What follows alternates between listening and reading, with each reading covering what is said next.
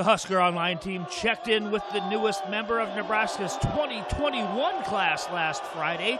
Rivals 100 Elkhorn South offensive tackle Teddy Prochazka following his game against Millard South to find out more about his decision to commit to the Huskers at this time.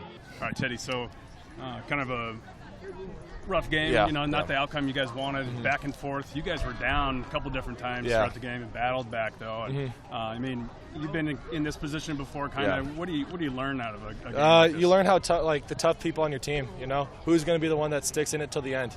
We were down, it was like 14-7. We battled back from that.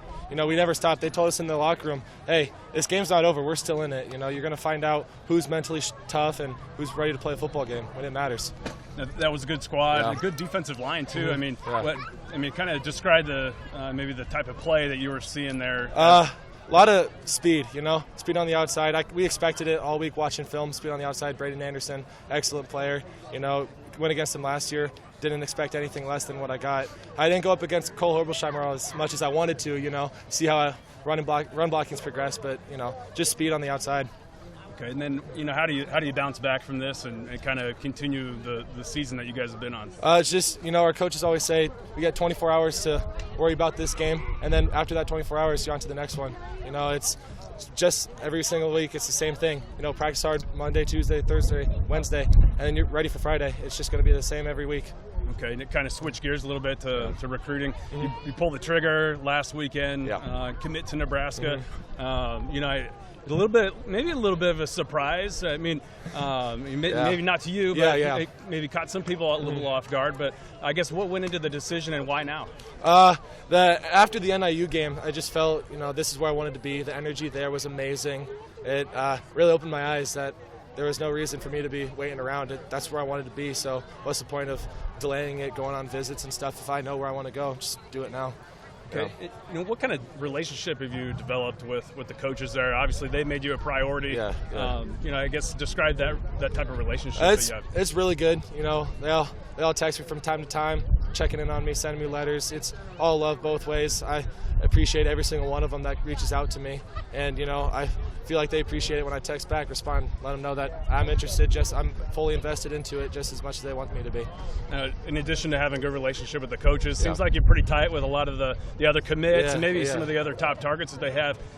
Who are some of the guys that you talk with the most? Turner Corcoran, Nash, and then Henry. I don't know how to pronounce his last name. I think it's Lutzvik or something like that from Iowa. Yeah, he's, we Snapchatting back and forth, texting all the time.